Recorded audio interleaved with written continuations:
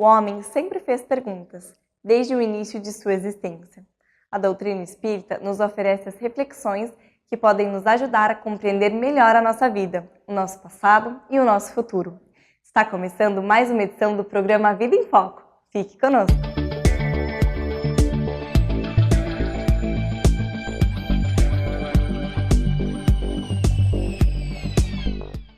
A família é um dos mais importantes laços na vida terrena. É onde aprendemos a nos comportar, a amar e principalmente a ceder. A convivência familiar nos traz muitos desafios, uma vez que encarnamos ao lado de espíritos com os quais já passamos algumas existências.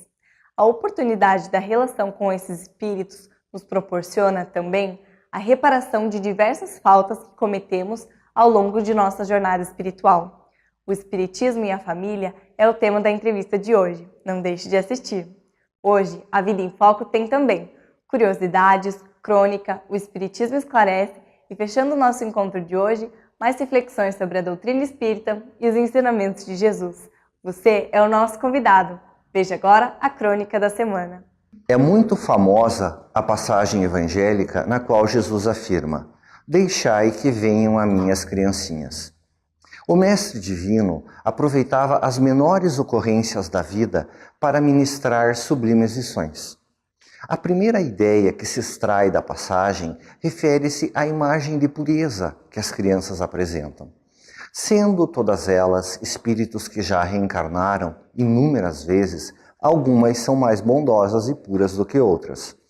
Mas a candura é inerente à infância a fim de inspirar nos adultos os cuidados necessários ao atendimento de sua fragilidade.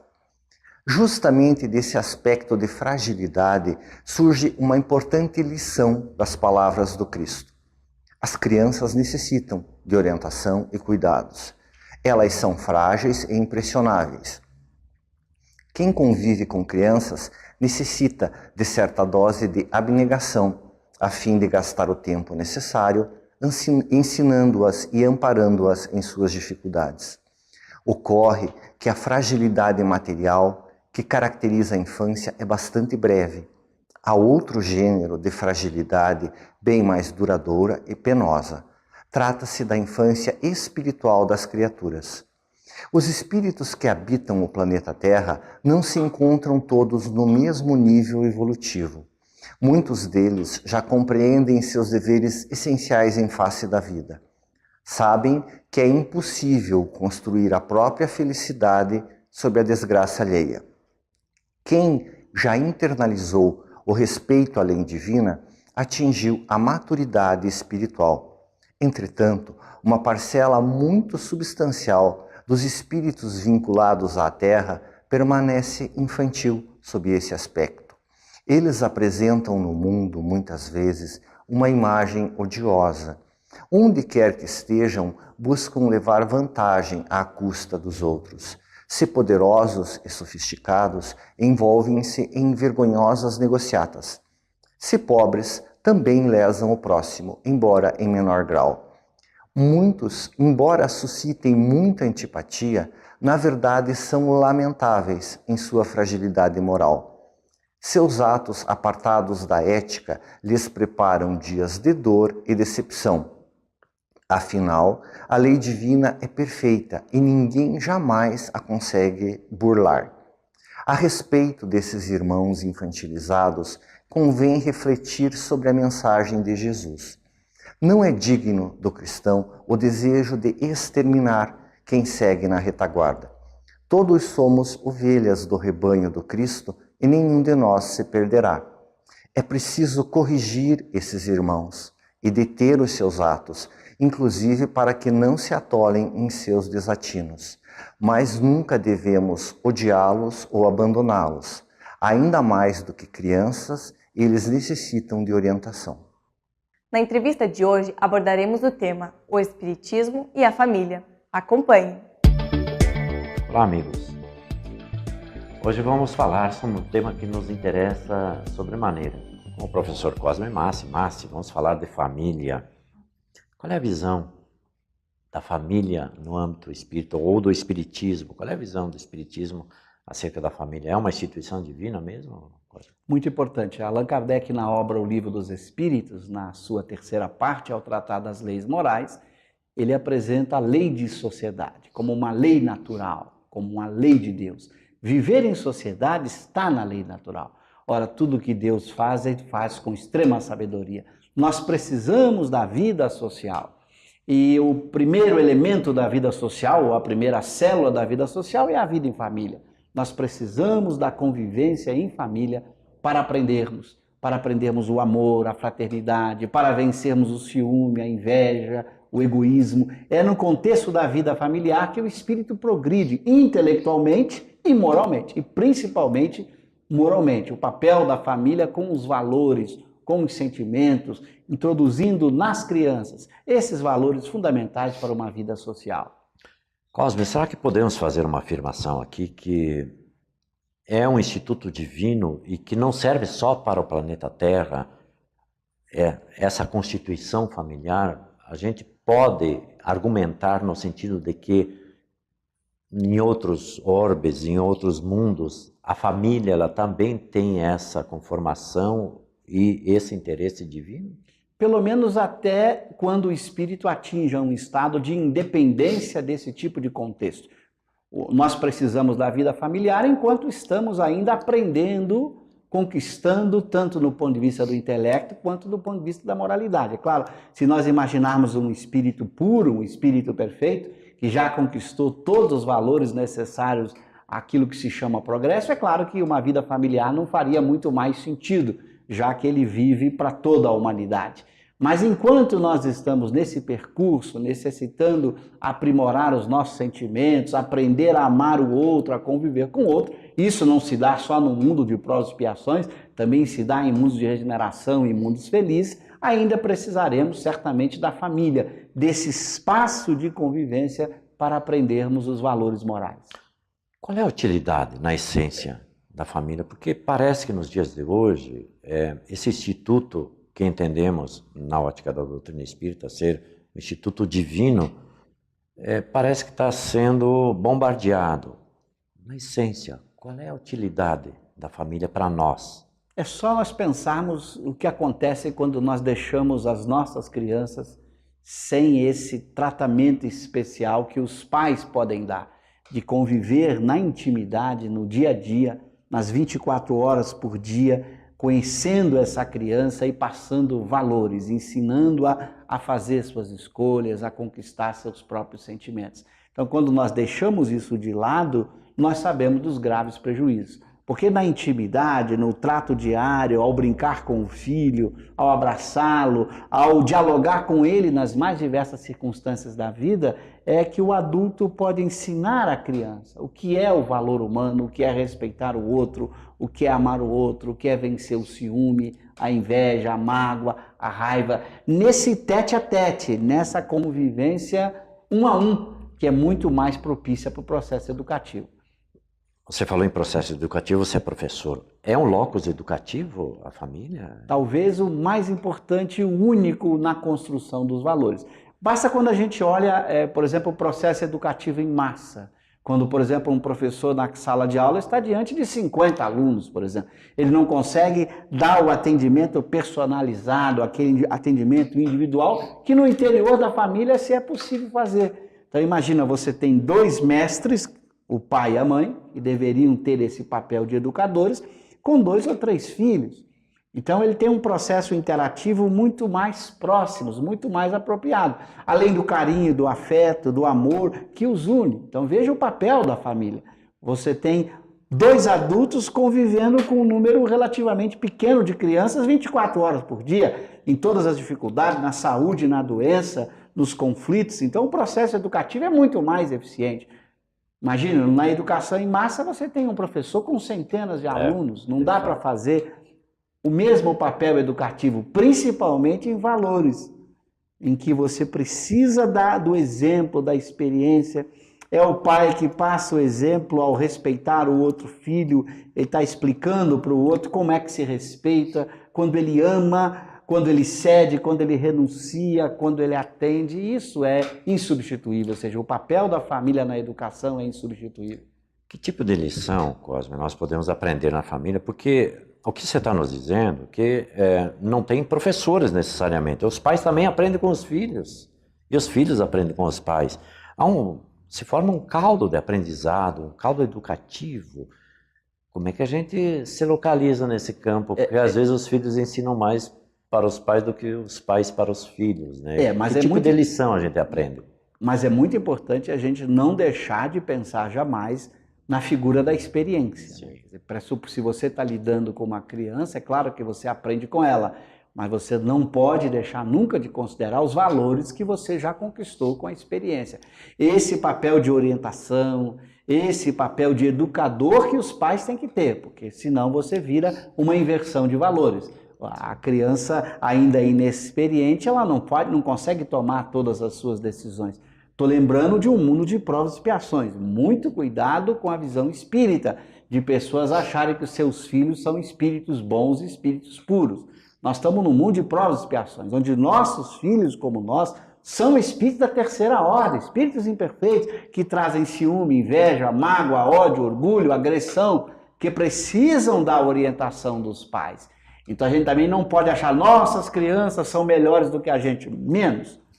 Essa coisa de achar que nossos filhos são anjinhos, não são anjinhos. São raros os espíritos da segunda ordem, que encarnam na Terra espíritos bons. A maioria dos que encarnam são espíritos como nós, imperfeitos, que precisam de ajuda, de orientação. E esse é o papel dos pais. Não pode abrir mão do papel de orientador desse espírito imperfeito que ele tem que ajudar a enfrentar a si mesmo. Isso não quer dizer que o pai não possa aprender com o filho, mas nunca permita a inversão desses valores. Ok.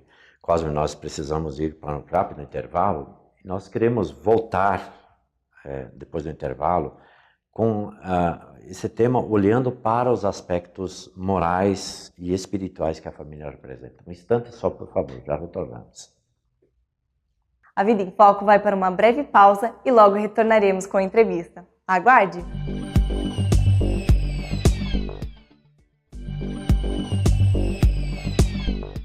Retornamos com o segundo bloco de entrevista. A Vida em Foco traz, na edição de hoje, o tema Espiritismo e Família. Não perca! Estamos de volta, estamos conversando com Cosme Massi. Cosme, sobre família ainda, deixamos, antes do intervalo, uma questão no sentido espiritual, no sentido moral. Esse locus, esse local onde as almas se encontram, que é a família. O que é que a gente pode tirar disso? Com o Espiritismo, muitas coisas. Primeiro, nós temos que entender que nossos filhos são espíritos muito velhos, como nós. Não foram criados ontem.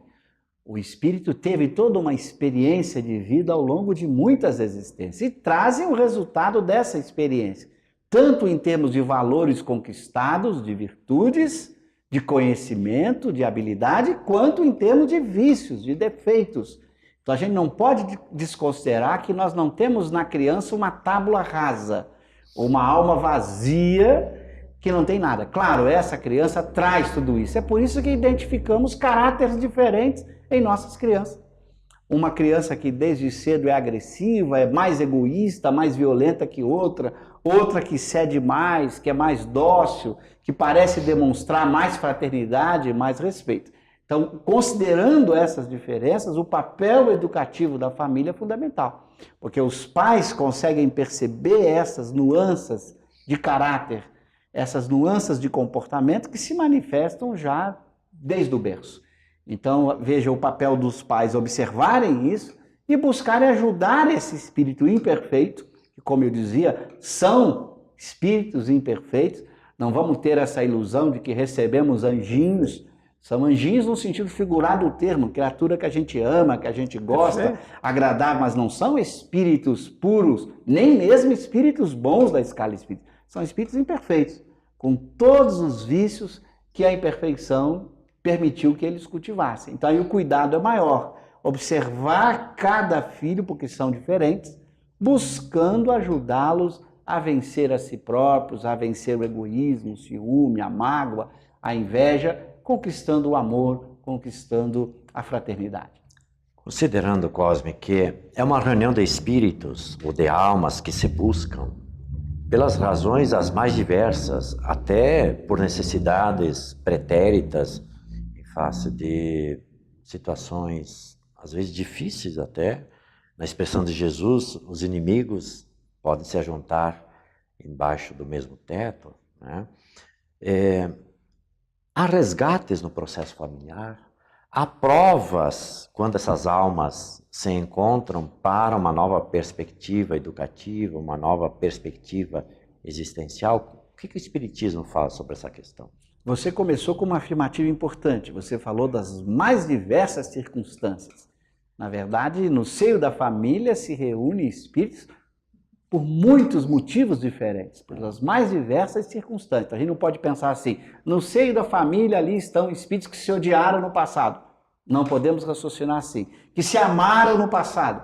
Tem todos os tipos. Tem almas afins que se reúnem no seio da família, tem almas que fazem escolha do contexto de provas e expiações e aquela família é mais adequada para aquele contexto. Almas até desconhecidas, Sim. que nunca participaram daquele conjunto familiar e que entram pela primeira vez naquela família por várias circunstâncias de provas e expiações.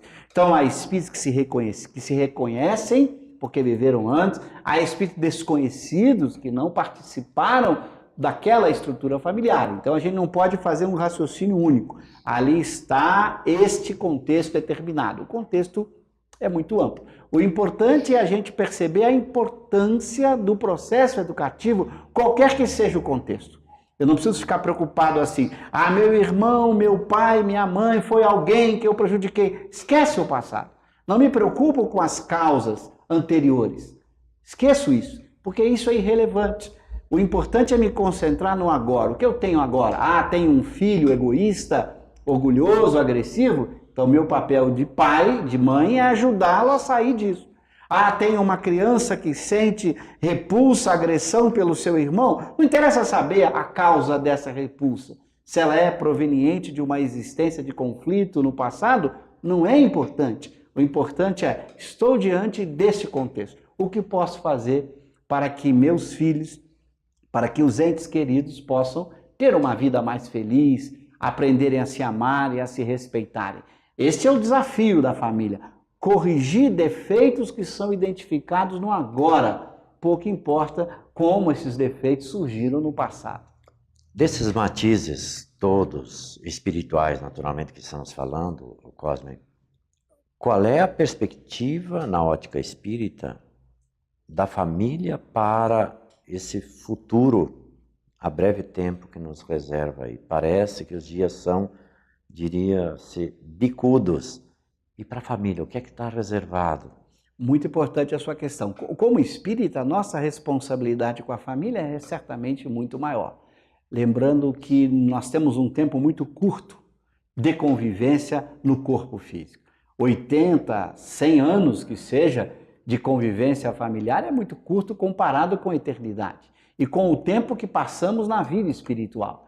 Então nós temos que aproveitar muito bem esse tempo que é muito curto. E vamos prestar contas, como vai dizer lá no capítulo sobre a família que trata lá no Evangelho segundo o Espiritismo, ao tratado honrar pai e mãe.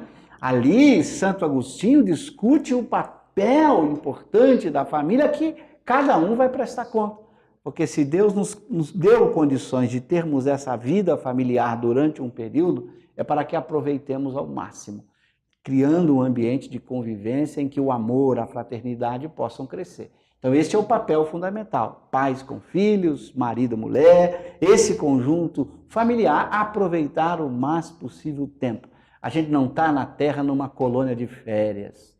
Nós não estamos aqui numa colônia de férias. Nós estamos aqui para vencer o ciúme, a mágoa, a inveja, a raiva, para aprendermos habilidades intelectuais, artísticas, aproveitar o tempo para o progresso da alma. Não estamos aqui para nos aposentarmos e vivermos numa casa de praia, passando e deixando o tempo passar. Estamos aqui para crescer, para evoluir.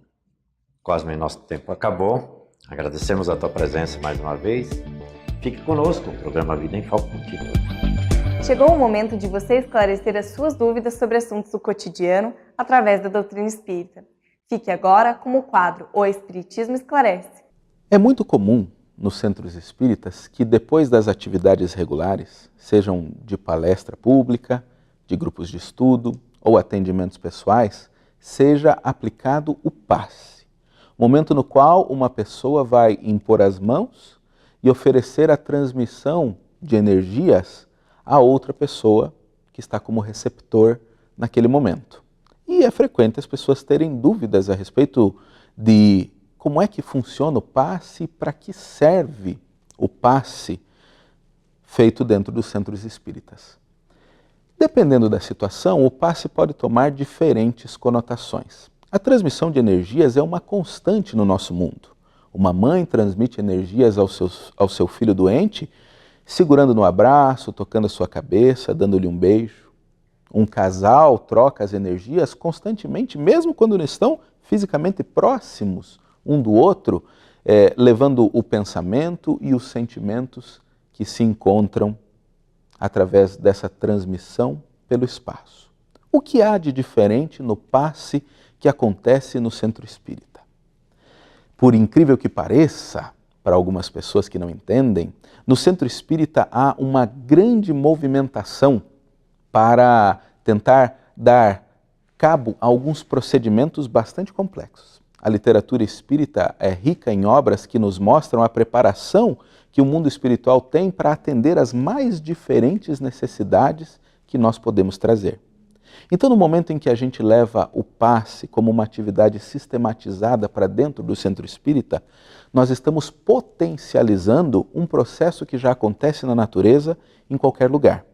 É como a oportunidade que nós temos de auxiliar uma pessoa de improviso, ali na rua, alguém faz uma pergunta, mostra uma necessidade, ou tendo um tempo para nos recolhermos e um ambiente adequadamente preparado para que isso possa acontecer. O momento do passe no centro espírita é um momento de transmissão de energia como aquelas que acontecem no dia a dia, mas é um momento em que todo mundo está mentalmente mais preparado para aquilo. E está claro que a prontidão para dar e receber é dos mecanismos mais importantes para que o passe tenha a sua eficiência. Então, se de um lado não devemos nos tornar dependentes do passe no centro espírita, de outro, temos que saber aproveitar essa oportunidade. E se você está sentindo aquela necessidade, não sinta vergonha, não seja orgulhoso e se abra para receber as boas energias através de um passe numa casa espírita. Alberto Almeida nos traz momentos de reflexão com o quadro Espiritualidade em Gotas. Fique conosco! As fórmulas de exorcismo têm qualquer eficácia sobre os maus espíritos? Foi a questão 477 de O Livro dos Espíritos.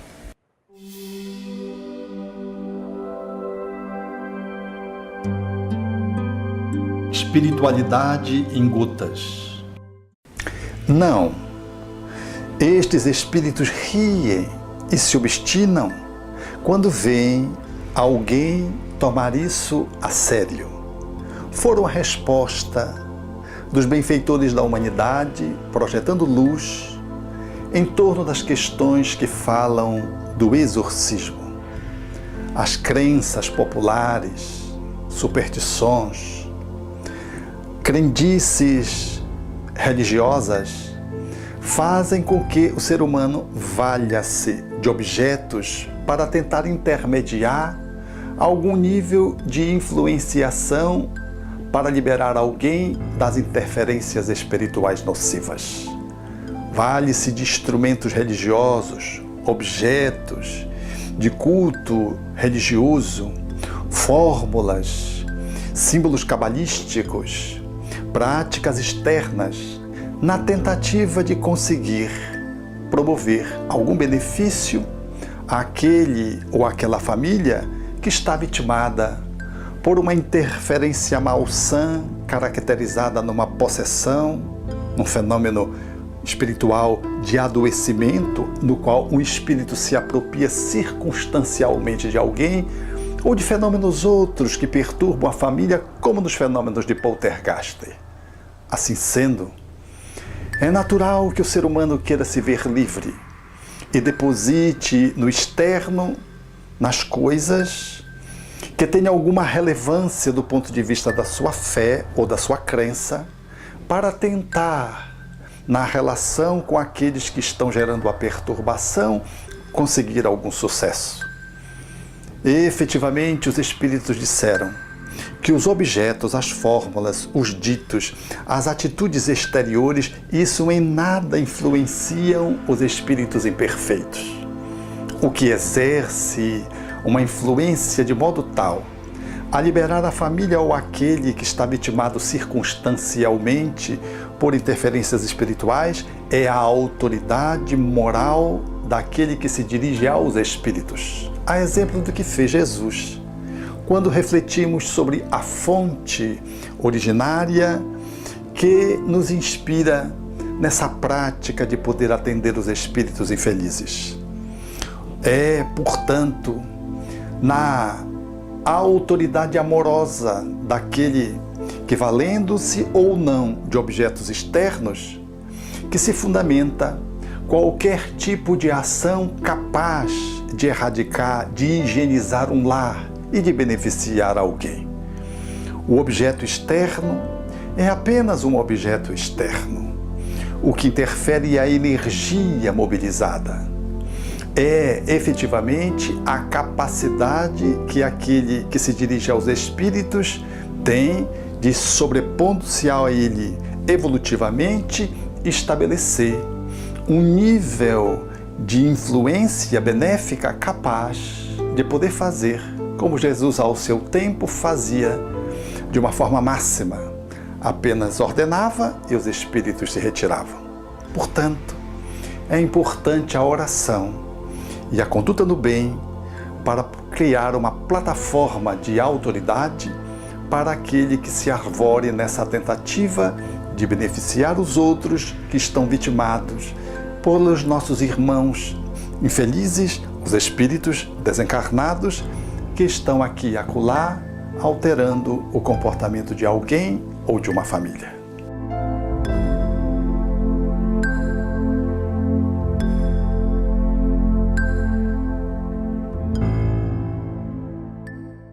A Vida em Foco volta na semana que vem com mais novidades.